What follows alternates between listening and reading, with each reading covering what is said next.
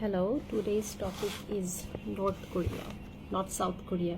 I'll be reviewing two books today. First এটা হচ্ছে এটা গণমানুষের দেশে মাহবুব আলমের লেখা, আর সেকেন্ডটা হচ্ছে ফরিয়াদ এবং এটার লেখকের নাম বান্দি। I will explain the name later. প্রথম বইটা রিভিউ শুরু করি। এটার নাম যেটা বললাম গণমানুষের দেশে। 1990-তে একটা কনফারেন্সে বাংলাদেশের এই সাংবাদিক মাহবুব আলম উনি নর্থ কোরিয়াতে গিয়েছিলেন।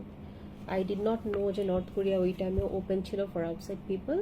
এনিওয়ে উনি সেখানে ওনার এক্সপিরিয়েন্স যা যা হয়েছে সেগুলো শেয়ার করেছেন।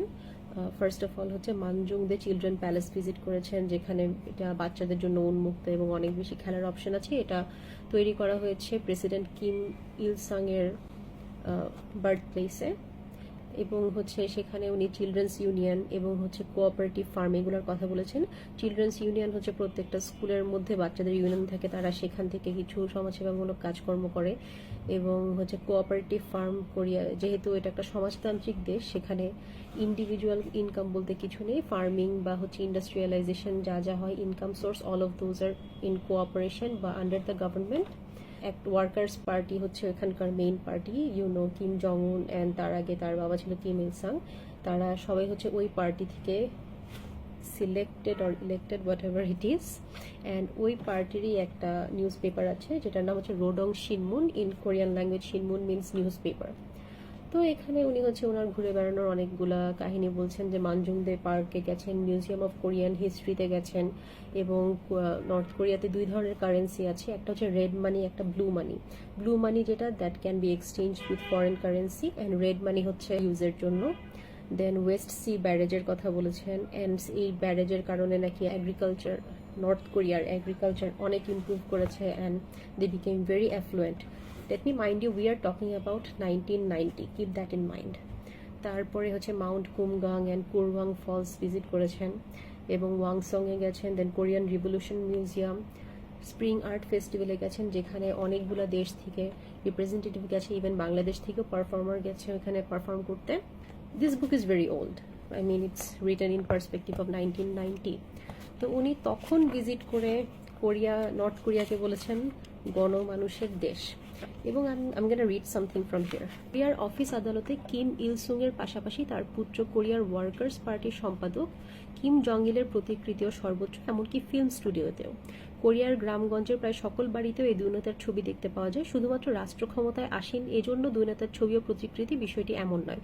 সত্যিই কোরিয়ার মানুষের কাছে কিম ইল সুং একজন মহান ব্যক্তি, মহান নেতা, আর কিম জং ইল প্রিয় নেতা। তারা তাদের শ্রদ্ধা করে, পূজা করে, তারা পূজনীয়ও বটে। Sorry, I can't read this with a straight face.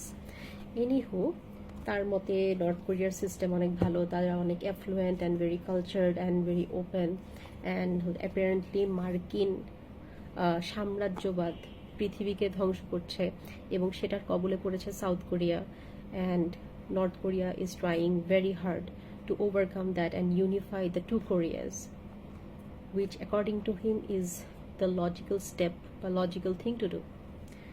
Anyway, এটা আসলে রিভিউ না, আমি বলবো যে just an explanation of what this book contains. Second যে বইটা রিভিউ করবো এটা হচ্ছে ফরিয়াদ। সরি, একটু কষ্ট করে দেখতে হবে মিরর ইমেজে। ফরিয়াদ, এবং এটার রাইটারের নাম বান্দি। এটাও লেখা আছে উত্তর কোরিয়া থেকে পাচার হয়ে আসা প্রথম কথা সাহিত্য। আচ্ছা, অনলি না, বাট ফার্স্ট। তো এখন এটা বলতে গেলে দুইটা টার্মের সাথে আমি আপনাদের পরিচয় করাই। একটা হচ্ছে সাম ইজদাত আর একটা তাম ইজদাত। ইউক্রেনিয়ান ল্যাঙ্গুয়েজে সাম মানে হচ্ছে নিজস্ব, আর ইজদাত মানে প্রকাশ। তো নিষিদ্ধ বা হচ্ছে কন্ট্রোভার্সিয়াল কোনো কিছু কেউ যদি নিজে নিজে প্রকাশ করে বা নিজ উদ্যোগে প্রকাশ করে, সেটাকে বলে সাম ইজদাত। এবং ওই লেখাটাই যদি আউট অফ দ্য বর্ডার পাচার হয়ে আসে and then it's circulated or published, তখন এটাকে বলে তাম ইজদাত। তো যেসব দেশে এরকম নর্থ কোরিয়ার মতো ডিকটেটরশিপ আছে, যেখানে ফ্রি লিটারেচার প্র্যাকটিস অ্যাভেলেবল না, তারা যেটা করে যে দেশের বাহির থেকে তাদের লেখাগুলো প্রকাশ করে বা তাদের ভয়েস হার্ড করার চেষ্টা করে। এই বইয়ের কিছু কিছু কাহিনী, ওকে, আমি একটা জিনিস আপনাদের মনে রাখতে বলেছিলাম, সেটা হচ্ছে যে গণমানুষের দেশে বইটা কিন্তু 1990-র, আর এই ফরিয়াদ, যেটার ইংলিশ নাম হচ্ছে অ্যাকিউজেশন, এবং রাইটারের নাম বান্দি, অ্যান্ড ইন কোরিয়ান ল্যাঙ্গুয়েজ বান্দি মিনস জোনাকি পোকা। তার মানে উনি ডেফিনেটলি ছদ্মনামে লিখেছেন এটা। তো এখানকার যে স্টোরিগুলো আছে সেটা হচ্ছে রিটেন ফ্রম 1989 টু 1995, মানে মোটামুটি একই টাইম লাইনে। And according to this book, the experience of living in North Korea is very very different.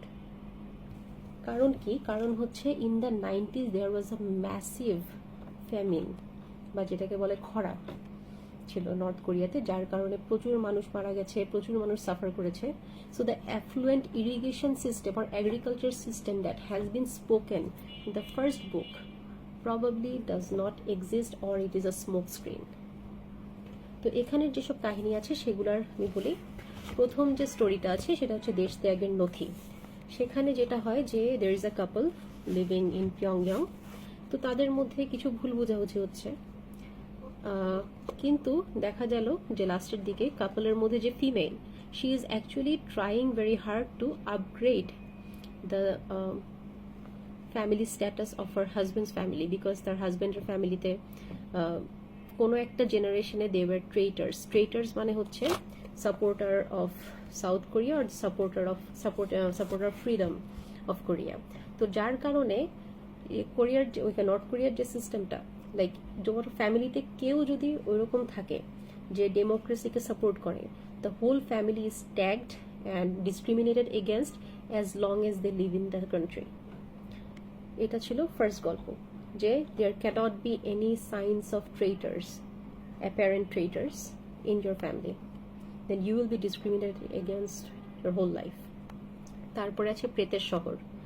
প্রেতের শহরে যেটা দেখা যায় যে একটা বাচ্চা খুবই অসুস্থ এবং তার বাবা মাও পিয়ংইয়ং এ থাকে, স্পেশালি হচ্ছে মানে পিয়ংইয়ং এর যে স্কোয়ার, যেখানে কার্ল মার্কসের বিশাল প্রতিকৃতি আছে, কিম ইল সুং এর বিশাল প্রতিকৃতি আছে। তো বাচ্চাটার একটু অ্যাংজাইটির সমস্যা আছে, সে যেহেতু অসুস্থ, দেখা যায় যে তার জানালার বাইরে দিয়ে সে প্রতিকৃতি দেখা যায় এবং সেটা দেখে সে আরো বেশি ভয় পায়। তো সামনে হচ্ছে জাতীয় দিবস, সেটার কুচকাওয়াজের মহড়া চলছে, কিন্তু জানালার পর্দা যেহেতু তার সে যেন ভয় না পায়, জানালার পর্দাটা তার মা ক্লোজ করে দিচ্ছে, এটা হচ্ছে সরকারি লোকজনের চোখে পড়ে। And then they are accused of being anti nationalist or anti patriotic because of that, because they try to is their son. And তারপর তাদের হচ্ছে পিয়ংইয়ং এ থাকার যে অনুমতি সেটা বাতিল করা হয় এবং গ্রামের দিকে পাঠিয়ে দেওয়া হয়। Oh by the way, this is one of the rules of North Korea, যে you have to meet certain standards or do certain things to be able to live in the capital city, এবং ছোট থেকে ছোট rule ব্রেকের জন্য you will be transferred outside the capital পেরিফেরিতে and you will have to live the rest of your life there. আরেকটা গল্প আছে যেখানে দেখা যায় যে একটা মানে soldier who has served his country, তার বাসার একটা প্রিয় গাছ আছে, কিন্তু ইলেকট্রিক তারের জন্য সেই গাছটা কাটার কথা যখন উঠে সে সেটার প্রতিবাদ করে, অ্যান্ড মানে জাস্ট এক সেকেন্ডের মধ্যে what ever he has done from the country is ডিসরিগার্ডেড, he has been tagged as an anti nationalist, and গাছটাও কেটে ফেলছে অবভিয়াসলি। তো এরকম আমি জাস্ট 3টা গল্পের কথা বললাম। নর্থ কোরিয়ান রেসিডেন্টদের এরকম বিভিন্ন অভিজ্ঞতার আরও কিছু গল্প এই বইয়ের মধ্যে আছে। So it's up for discussion যে what is the truth of North Korea, প্রথম বইটা না দ্বিতীয় বইটা।